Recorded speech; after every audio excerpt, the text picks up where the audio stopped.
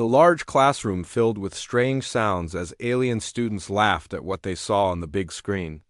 The holographic display showed pages from Earth's military handbook. Words like "leave no one behind" and "protect your fellow soldiers" glowed in bright letters above their heads. Cadet Vexali was the loudest one laughing.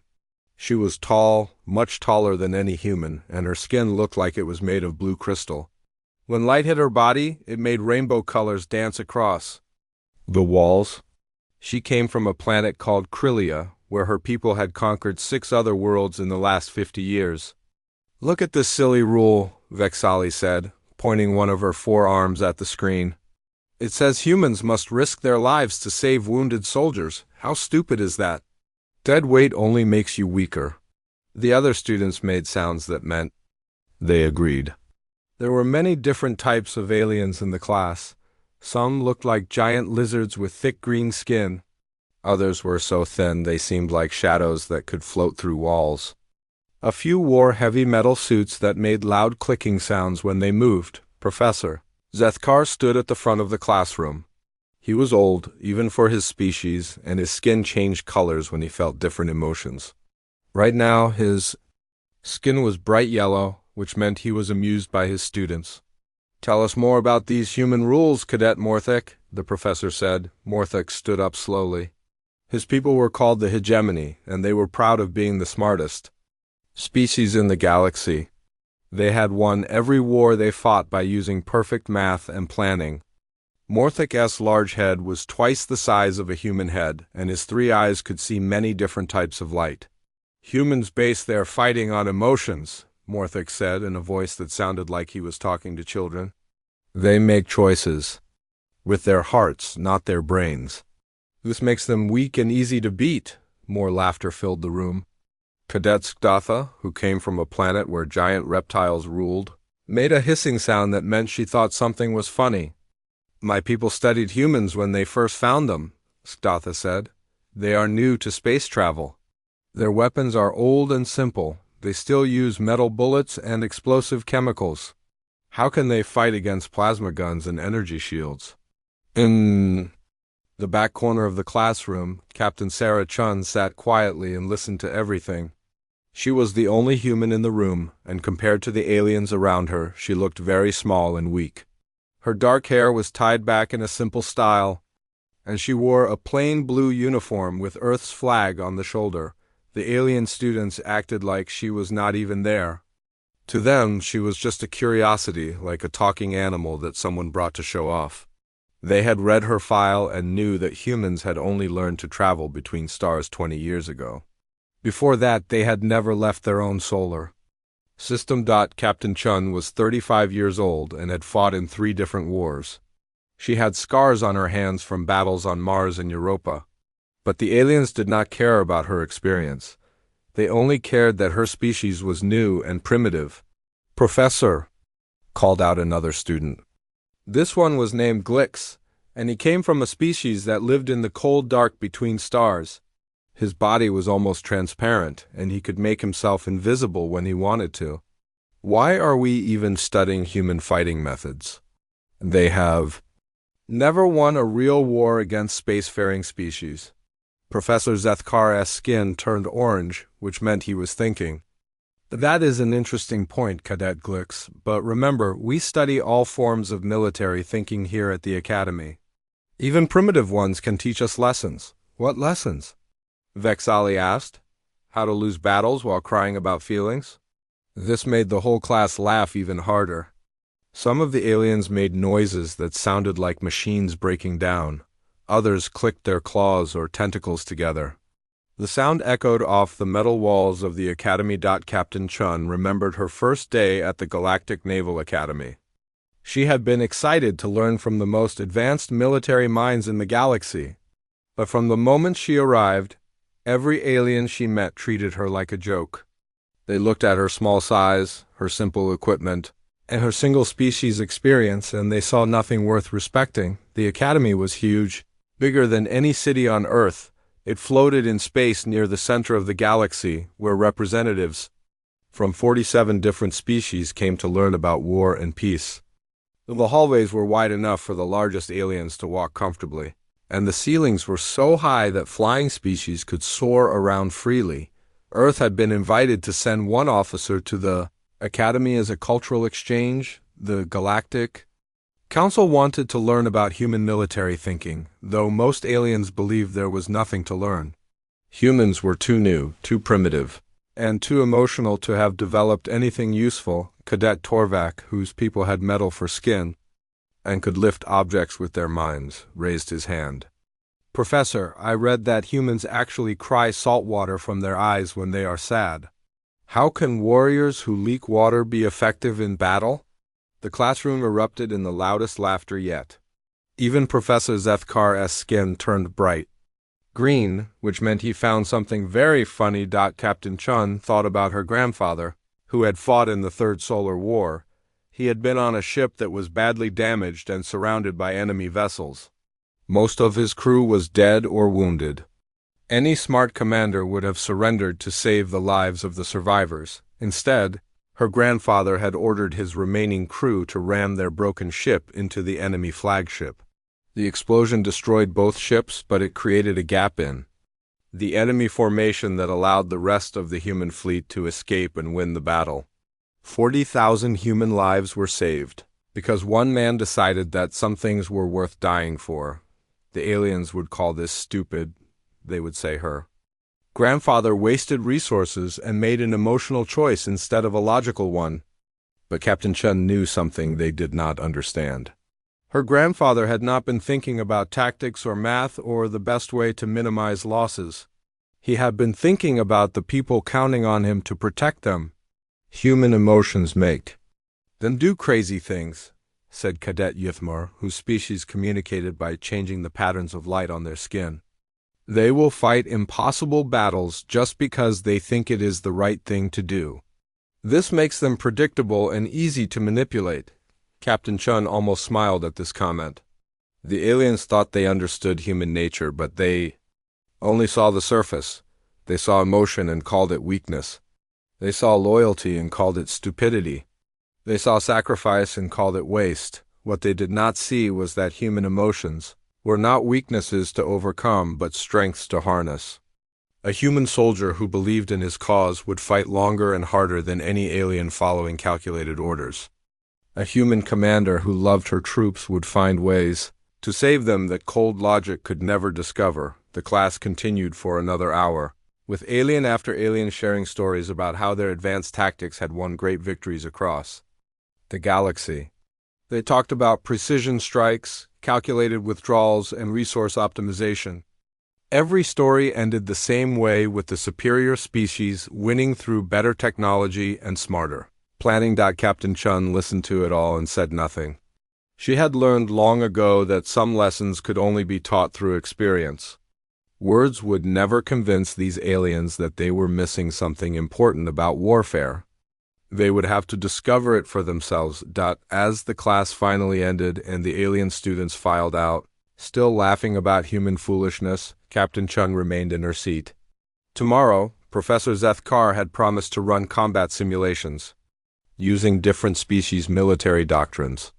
The aliens were eager to prove how easily their methods would crush human forces. Captain Chun was looking forward to it.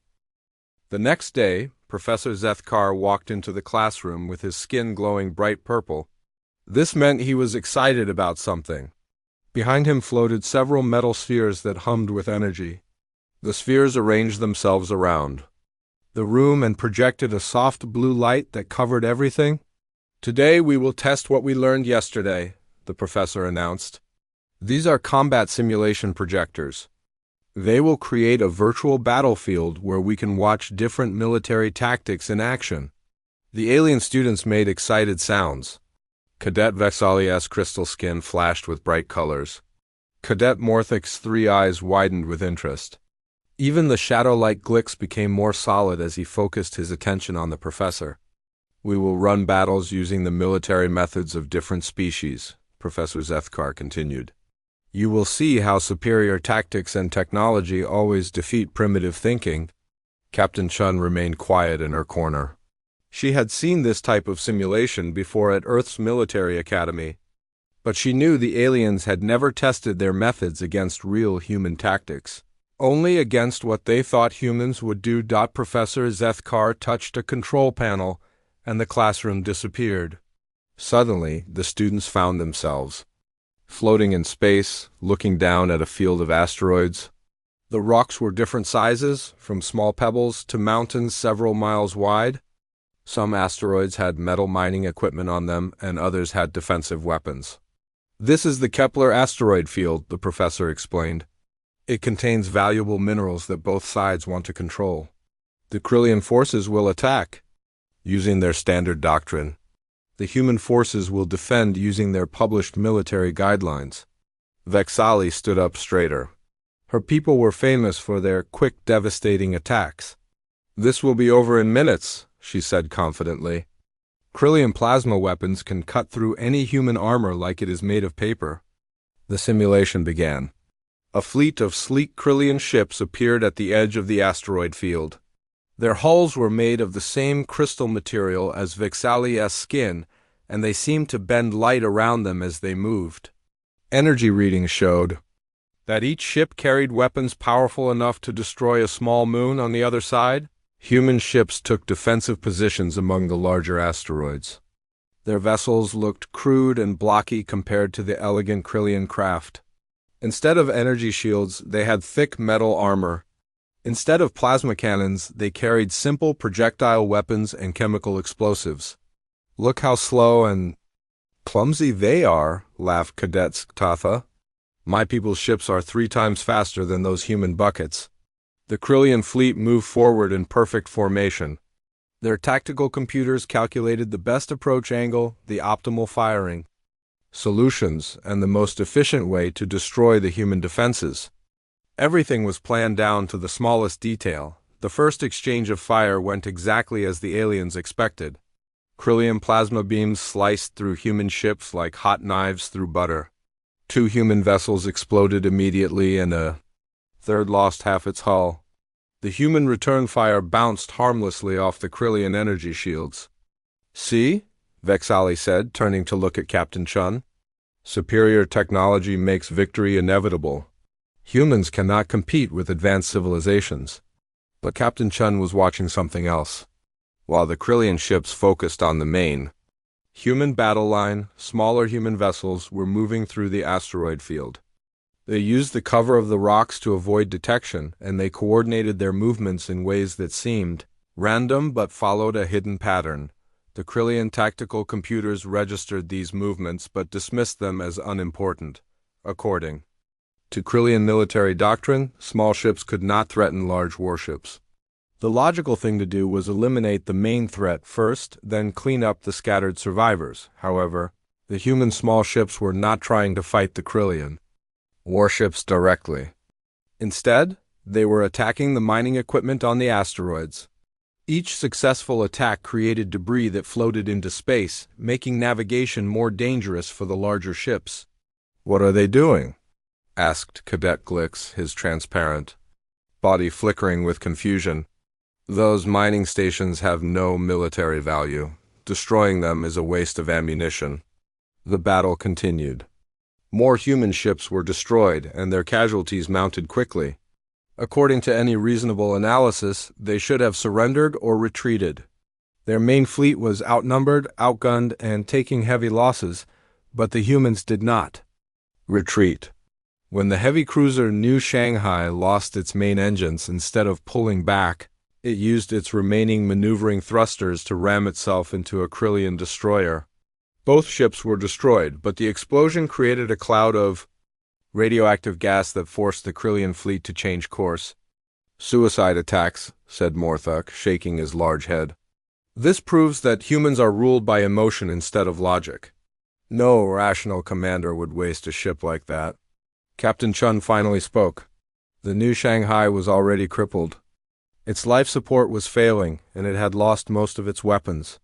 The captain calculated that he could save more lives by sacrificing his ship than by letting it be captured or destroyed uselessly.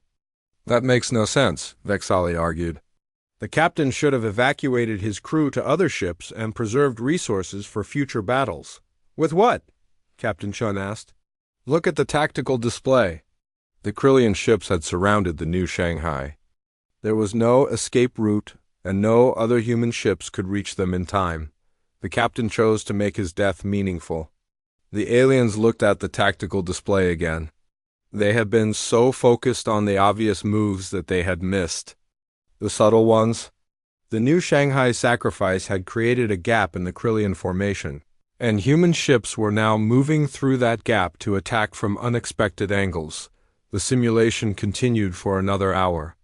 The Krillian forces won every major engagement. Their superior technology and tactics defeated the humans in battle after battle.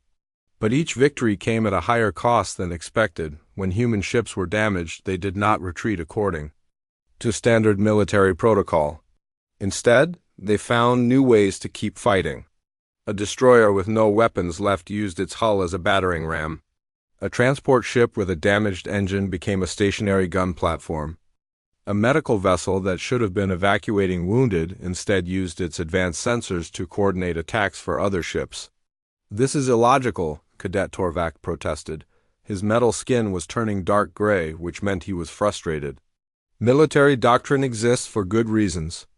When a unit is no longer combat effective, it should withdraw to preserve resources." Captain Chane nodded. "That is true for most species, but humans do not fight just to preserve resources. They fight to achieve objectives. If the objective is important enough, they will continue fighting even when logic says they should stop." The Krillian tactical computers were becoming confused. They had been programmed to fight against rational opponents who would make cost-benefit calculations. But the human forces kept making choices that seemed to violate basic military principles. When a human squad became trapped on a small asteroid, surrounded by Krillian troops, the logical response would be to write them off as acceptable losses. Instead, 3 other human units abandoned their defensive positions to attempt a rescue. The rescue failed, and all 4 units were destroyed. "See?" Vexali said triumphantly. "Humans threw away 4 units trying to save one." This is exactly the kind of emotional thinking that makes them easy to defeat. But Professor Zethkar was studying the casualty reports with growing concern. His skin had turned a deep orange color, which meant he was thinking hard about something troubling. The Krillian forces had won the battle. The asteroid field was under their control, and the human fleet had been destroyed. But the cost had been enormous.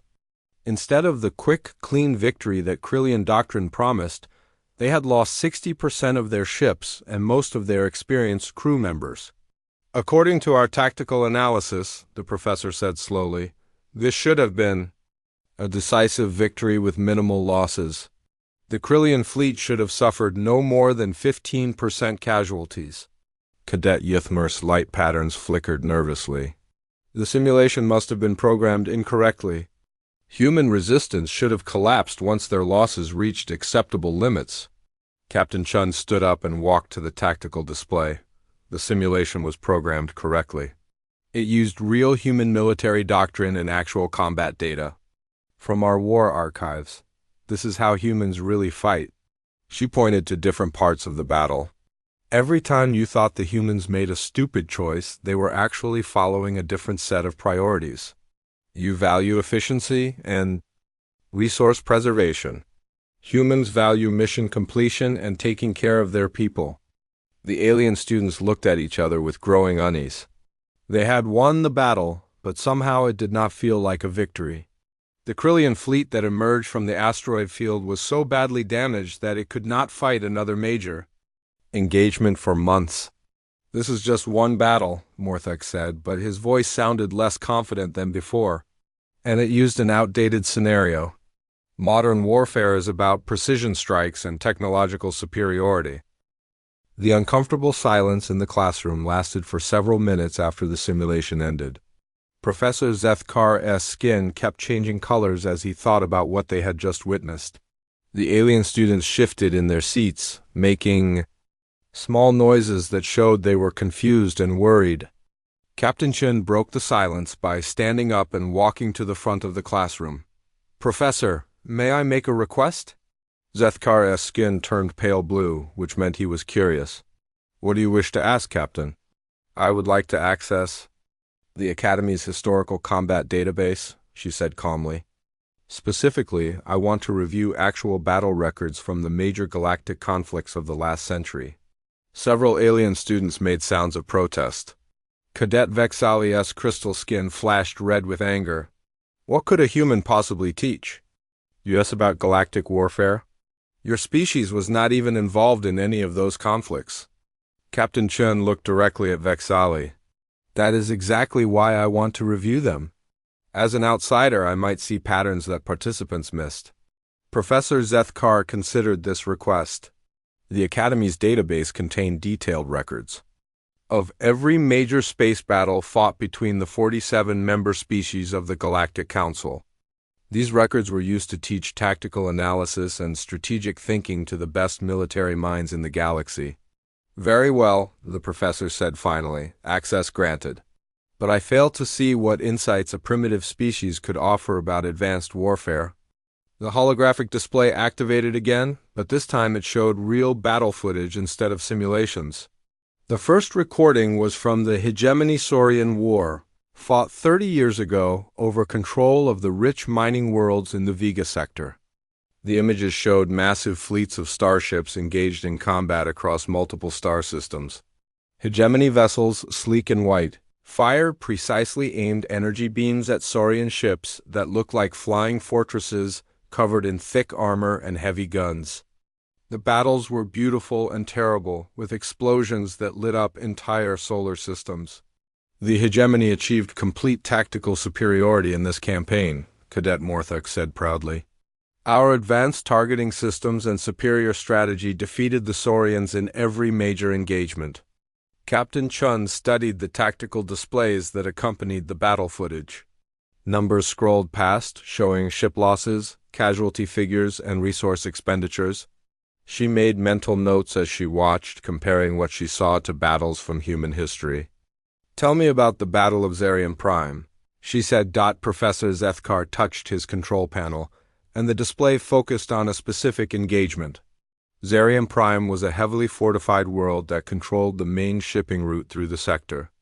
The Saurians had built massive orbital defense platforms and filled the space around the planet with automated weapons. This was our greatest victory, Morthek explained. The Saurians had 14 defense platforms, each one armed with planet-killer weapons. They also had 200 automated defense drones and a fleet of 60 capital ships. Any direct assault would have failed. The battle footage showed the hegemony fleet approaching in perfect formation. Instead of attacking directly, they used advanced mathematics to calculate the exact gravitational effects of the planet's 3 moons. By timing their approach perfectly, they were able to use the moon's gravity to sling their ships around the planet at incredible speed, avoiding most of the defensive fire. Brilliant, said Cadet Glix, his shadow-like form flickering with admiration. The Saurians never expected an attack from that angle. The hegemony ships struck the defense platforms from behind, where their armor was weakest. Within 2 hours, all 14 platforms were destroyed, and the Saurian fleet was scattered. Zarian Prime surrendered rather than face orbital bombardment. A perfect example of superior tactics, Vexali said smugly. Intelligence defeats brute force every time. Captain Chun nodded slowly. Yes, it was tactically perfect. But look at these casualty figures. She pointed to numbers on the display that most of the aliens had ignored. The hegemony had lost 43 ships and over 30,000 crew members in the assault. The Saurians had lost their defense platforms and most of their fleet, but their casualties were actually lower because they had surrendered quickly. The hegemony won a complete victory, Captain Chun said. But they lost 40% of their attacking force to capture one planet. How many more victories like this could they afford? The alien students looked uncomfortable. They were used to analyzing battles in terms of who won and who lost, not in terms of long-term costs and sustainability. Show me the Krillian conquest of the Andorian cluster. Captain Chun requested. The display changed to show another series of battles, these ones more recent. The Krillian Empire had invaded the Andorian cluster 5 years ago, claiming that the Andorian Republic was harboring pirates who had attacked Krillian merchant ships. The Krillian forces were even more advanced than those in the simulation they had just watched. Their ships could become nearly invisible, their plasma weapons could punch through any known armor, and their tactical computers could predict enemy movements with frightening accuracy. "We conquered 12 star systems in 6 months," Vexali said with pride. "The Andorians never had a chance against our technology," the battle recording supported her claim. Krillian forces achieved overwhelming victories in every engagement. Their stealth technology allowed them to strike without warning, and their superior firepower meant that most battles were over within hours. But Captain Chun was looking at different numbers. How many ships did the Krillian Empire have before this campaign? Professor Zethkar checked the records. 847 capital ships, plus support vessels. And how many did they have afterward? The professor's skin turned pale as he found the answer. 412 capital ships. The classroom fell silent. The Krillians had lost more than half their fleet conquering the Andorian cluster. It was a stunning victory that had left them weaker than before they started. The Andorians were using old ships and primitive weapons, Captain Chun pointed out. But they had one advantage that your tactical computers did not account for. They were fighting for their homes.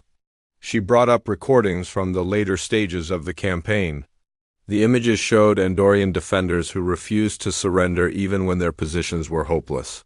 Damaged ships rammed into Krillian vessels.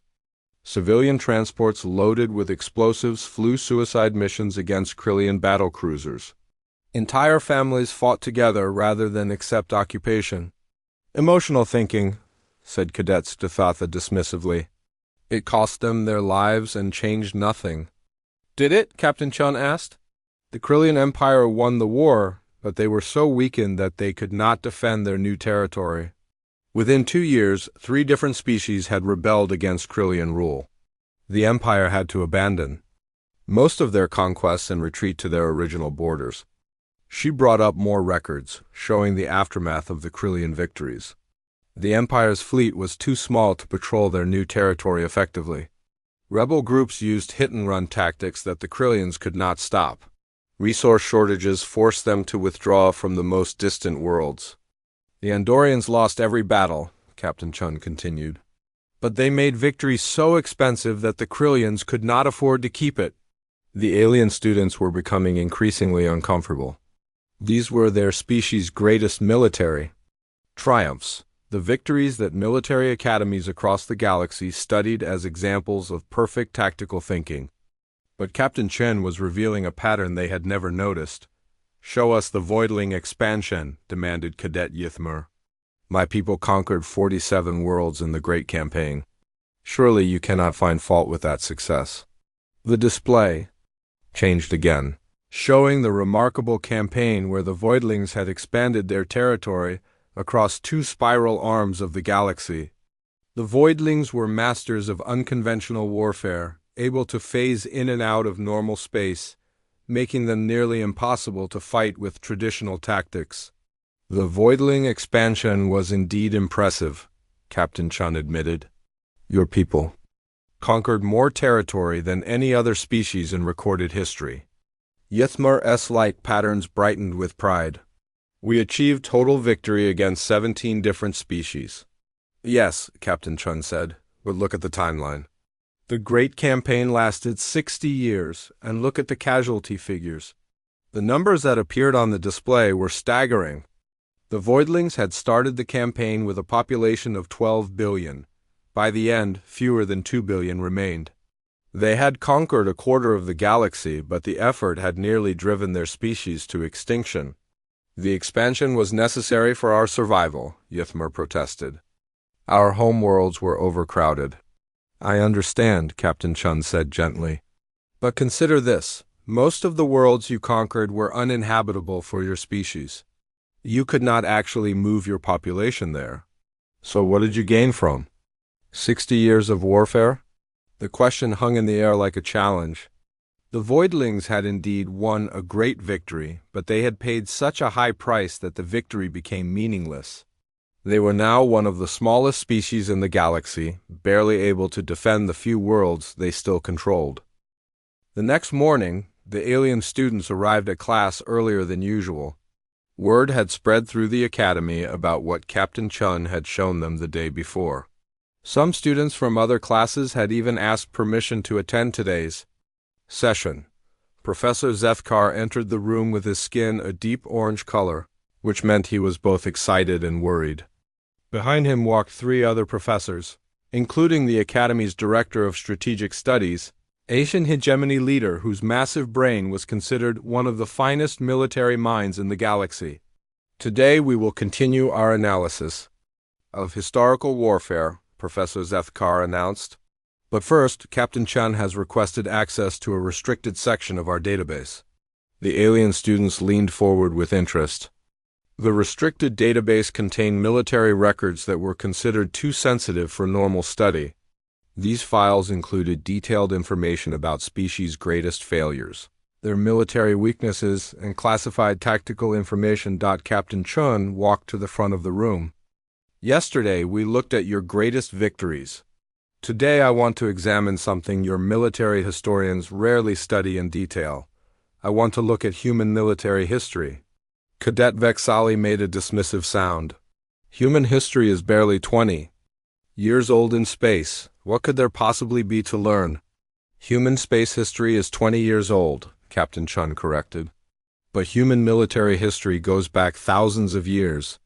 My species has been fighting wars since before any of you achieved spaceflight. She activated the holographic display, and suddenly the classroom was filled with images that made the alien students gasp in shock. They saw vast armies of humans fighting with primitive weapons across the surface of a single planet. Millions of soldiers marching in formation. Cities burning under bombardment from crude aircraft. Massive naval battles fought on oceans of liquid water. "This is impossible," whispered Cadet Glix. "These battles show millions of casualties." "No rational species would fight wars on this scale," Captain Chun nodded grimly. "You are correct. By your standards, humans are not rational when it comes to warfare. We do not calculate acceptable losses and withdraw when costs become too high. We fight until we win, regardless of the price." The first battle she showed them was from something called World War II. The images were crude by galactic standards, filmed with primitive cameras in black and white. But the scale of the conflict was breathtaking. Entire continents were turned into battlefields. Cities with millions of inhabitants were reduced to rubble. Naval fleets larger than most galactic battle groups fought across vast oceans. "This war lasted 6 Earth years," Captain Chun explained. "It involved every major nation on our planet. Over 70 million humans died, and hundreds of millions more were wounded or displaced from their homes." Cadet Morthicus' three eyes blinked in disbelief. 70 million casualties?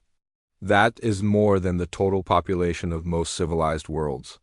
Surely this must have destroyed human civilization. "The opposite happened," Captain Chun said. Within 10 years after the war ended, human technology and industry had advanced more than in the previous century. The nations that suffered the heaviest casualties became the strongest powers on the planet. She showed them images of human cities rebuilding after the war.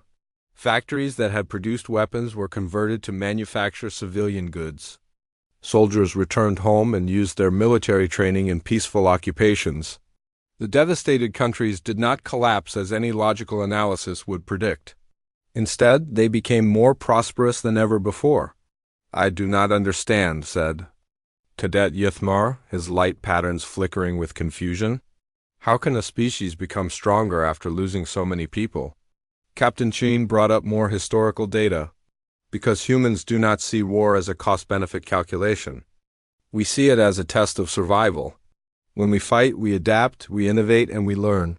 Each war makes us better at fighting the next one."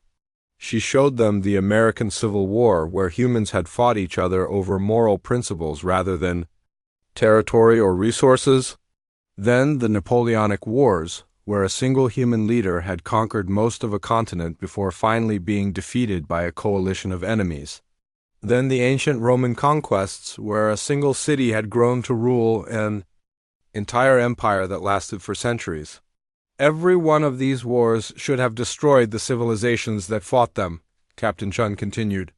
The casualties were enormous, the costs were staggering, and the devastation was complete. But in each case, the survivors became stronger than before. Professor Zethkar was studying the data with growing alarm. Captain Chun, these casualty figures cannot be accurate? According to this display, humans regularly suffer losses that would be considered genocidal by galactic standards. The figures are accurate, Captain Chun confirmed. And this brings me to the most important difference between human warfare and galactic warfare. You fight to minimize casualties and preserve resources. We fight to survive, and we define survival as the complete defeat of our enemies. She activated a new section of the display, showing more recent human conflicts. The Martian Independence War appeared on screen, and several alien students made sounds of recognition. This was the first time humans had fought in space, and it was the battle that had first brought them to galactic attention? We know this battle, said Cadet Statha. 3 alien species intervened to help the Martian colonists gain independence from Earth. It should have been an easy victory for the combined alien fleets. The battle footage showed human ships that looked even more primitive than those in the earlier simulation. They had no energy shields, no plasma weapons, and no advanced targeting systems. The alien intervention fleets had every technological advantage imaginable. The odds were 7-1 against the human forces, Captain Chun said. Any rational species would have surrendered immediately. Earth's government was even prepared to negotiate a peaceful settlement. But the humans did not surrender, Cadet Vexali said slowly, beginning to understand. No, we did not surrender, Captain Chun confirmed. Instead, we did something that your tactical computers could not predict or counter. We changed the rules of engagement. The battle footage showed human ships using tactics that violated every principle of civilized warfare. Damaged vessels rammed into alien ships instead of requesting rescue. Hospital ships were converted into weapons platforms. Civilian transports loaded with explosives were used as guided missiles. This is barbaric, protested Cadet Torvak. There are galactic laws that prohibit these tactics. Yes, there are, Captain Chun agreed. Laws created by species who fight. Wars as political exercises, not survival struggles. But humans were not fighting for political advantage. We were fighting to prevent our species from being divided and controlled by aliens. The battle continued on screen for hours. The human fleet was systematically destroyed, but each ship that died took alien vessels with it. The alien commanders became increasingly frustrated as their tactical computers failed to predict human responses to battlefield developments. The aliens won every engagement, Captain Chun continued. But they could not end the war because humans refused to accept defeat. When our ships were destroyed, we used civilian vessels. When our weapons were exhausted, we improvised new ones. When our commanders were killed, ordinary soldiers took command and continued fighting. The final phase of the battle showed something that shocked the alien students into silence. A single human transport ship, badly damaged and surrounded by alien warships, suddenly accelerated toward Mars itself. The alien fleets tried to intercept it, thinking it was attempting to escape. Instead, the transport ship crashed into Mars' largest moon, causing a massive explosion that created a debris field around the planet. The debris made it impossible for the alien fleets to maintain orbital positions, and they were forced to withdraw from the system. The aliens achieved total tactical victory, Captain Chun said. They destroyed the entire human fleet and suffered minimal casualties. But they failed to achieve their strategic objective because humans were willing to make the war too expensive to continue. Cadet Glix's shadow-like form was flickering rapidly, but the humans lost everything. Their fleet was destroyed, their colonies were in ruins, and thousands of their people were dead. We lost the battle, Captain Chun corrected. But we won the war. The alien species involved in the intervention were so shocked by human casualties that they withdrew from the system entirely. Mars gained its independence, and Earth learned valuable lessons about fighting technologically superior enemies. She brought up post-war records showing how humans had analyzed every aspect of the battle. They studied alien weapons, alien tactics, and alien decision-making processes. Within 5 years, human technology had advanced enough to build ships that could compete with basic galactic designs. "This is what humans do after every war," Captain Chun explained. "We study our enemies, we adapt their successful techniques to our needs, and we prepare for the next conflict. Each defeat teaches us how to win the following battle." The alien students were beginning to look frightened. They had always assumed that technological superiority guaranteed victory in warfare. But Captain Chen was showing them a species that treated technological. The final day of the week arrived with an atmosphere of tension that filled the entire academy. News of what was happening in Professor Zethkar's classroom had spread to every department. Military instructors from dozens of species had requested permission to observe the final session. When Captain Chun entered the classroom, she found it packed with more aliens than she had ever seen in one place. The regular students sat in their usual seats, but now professors, senior officers, and even some academy administrators filled every available space. Some hovered near the ceiling, others stood along the walls, and a few participated through holographic projection from distant worlds. Professor Zethkar's skin was cycling through colors so rapidly that it created a rainbow effect. He was clearly nervous about having so many important observers present. The director of strategic studies sat in the front row, along with the Academy's supreme commander, a massive creature whose species had never lost a war in 3,000 years of galactic history. "Today we will conduct our final simulation," Professor Zethkar announced. "Based on current intelligence reports and actual tactical scenarios that our strategists consider possible in the near future." Captain Chen walked to the front of the room. She had spent the previous night preparing for this moment, knowing that everything she had shown the aliens over the past week had been leading to this demonstration. "The simulation will be based on a real situation," she said. "Intelligence. Reports suggest that a coalition of hostile species is planning to invade human space within the next 5 years. They believe that humans are still too primitive and isolated to defend themselves effectively." Cadet Vexali's crystal skin flashed with interest. "What kind of coalition?" "Representatives from 12 different species," Captain Chun replied. "Their combined fleet would outnumber human forces by approximately 15 to 1.